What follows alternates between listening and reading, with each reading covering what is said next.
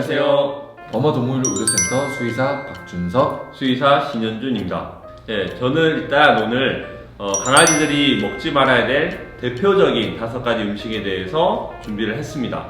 준서 원장님은요? 네, 저는 보호자분들께서 많이 먹이시는 이제 고기 종류, 감자, 고구마 이런 여러 가지 식품들에 있어서 잘 모르시는 부분 그리고 헷갈려 하실 수 있는 부분들에 대해서 간략하게 한번 알려드리도록 하겠습니다. 제가 먼저 하겠습니다. 첫째, 초콜릿입니다. 초콜릿은 대표적으로 강아지들이 먹어서 안 되는 음식으로 보호자분들도 사실 많이 알고 있는 음식에 해당하는데요. 일단 먼저 초콜릿에는 카페인이랑 테오브롬빈이라는 성분 때문에 강아지에게 독성을 나타내게 됩니다. 이 초콜릿을 먹게 되면요, 구토, 설사를 동반하는 그 위장관 증상, 그 다음에 신경 증상, 그리고 발작까지도 가능하고요. 그리고 근육 위축도 가능합니다. 그리고 부정맥을 일으켜서 심장 박동수를 증가시키거나 호흡수를 증가시킬 수도 있어요. 그래서 많은 양을 먹게 되면은 사망에 이를 수 있는 그런 독성을 가진 음식이라고 할 수 있겠습니다. 강아지한테 절대로 먹이면 안 되는 음식 두 번째, 마카다미아입니다. 자, 마카다미아는요, 여러분도 익히 잘 알고 계시지만 땅콩 해양으로 굉장한 이슈를 받았었죠. 이 마카다미아가 강아지에서는 굉장히 큰 독성을 가진다는 사실 여러분 알고 계셨나요? 마카다미아를 먹게 되면 신경계, 그리고 근육계, 그리고 소화기계 문제를 일으키게 되는데요. 일단 위장관 증상은 물론이고 후지마비, 근육 위축, 떨림 등의 증상도 일으킬 수 있어요. 근데 마카다미아는 체중당 1개 이상을 먹게 될 경우에 독성을 나타낸다고 이해를 하시면 좋을 것 같아요. 그래서 예를 들어 한 2kg 되는 강아지가 마카다미아 2개를 먹었다, 이건 문제가 크게 될 수 있어요. 그래서 병원에 빨리 내원하셔서 적절한 처치를 받으셔야만 합니다. 기억하세요.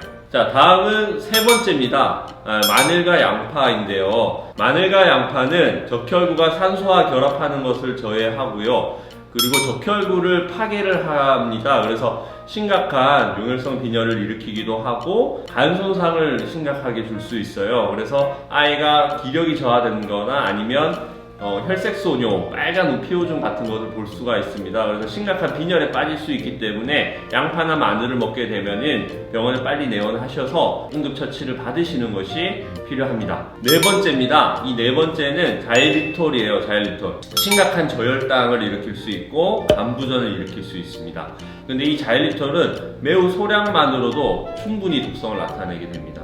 이해를 돕자면 자일리톨 껌 1개당 평균 2g 정도의 자일리톨을 함유하고 있는데요. 킬로그램당 50mg만 섭취를 해도 심각한 저혈당에 빠지게 됩니다. 그래서 자일리톨 1개 먹었으니 괜찮을 거야 하고 지켜보시다가는 아이가 굉장히 위험해질 수 있어요. 그래서 자일리톨 같은 경우에는 반 개를 먹었다 하더라도 빨리 병원에 내원하셔야 됩니다. 자, 마지막으로 5번째입니다. 포도. 이 포도는 급성 신부전을 유발할 수 있어요. 그래서 포도 외에도 건포도나 포도잼, 거봉 이런 것들도 충분히 아이들이 빈뇨를 보거나 아니면 오줌 못 보게 만든다거나 혹은 기력이 저하되고 구토 등의 증상을 일으킬 수가 있어요. 포도는 5kg 기준의 아이한테 한두 알 정도도 문제가 될 수가 있습니다. 그래서 포도를 2개 이상 먹었다 문제가 됩니다. 병원에 오셔서 똑같이 처치는 받으셔야 돼요. 그래서 이상 이 5가지는 사실은 보호자분이 인터넷 검색을 통해서 많이들 알고 있는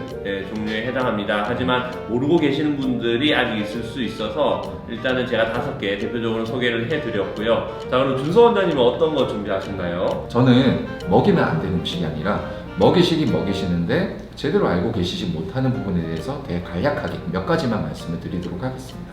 첫 번째, 고기. 고기는 삶아서 먹이시는 분도 있고 생으로 먹이시는 분도 계세요. 특히 어릴 때부터 생으로 이제 먹이시던 분들은 우리 아이는 생으로 고기를 먹여도 전혀 탈이 안 나니까 이때까지 계속 먹여왔다라고 하시는데 아기 때부터 만약에 그걸 먹어서 탈이 안 났다라고 하면 괜찮습니다. 하지만 TV에서 생 닭고기, 생 소고기 이런 것들이 몸에 좋다라는 이야기를 보시고는 나이가 이제 한 9살, 10살 넘어가는 애들은 식단을 갑자기 확 바꿔버리시면 그거는 바로 문제가 돼요. 어릴 때부터 먹어왔던 아이들이랑 나이가 들어서 갑자기 바꾸시는 거랑은 분명히 리스크가 다르기 때문에 TV에서 나오는 내용만 가지고 그대로 행하시면 안 됩니다.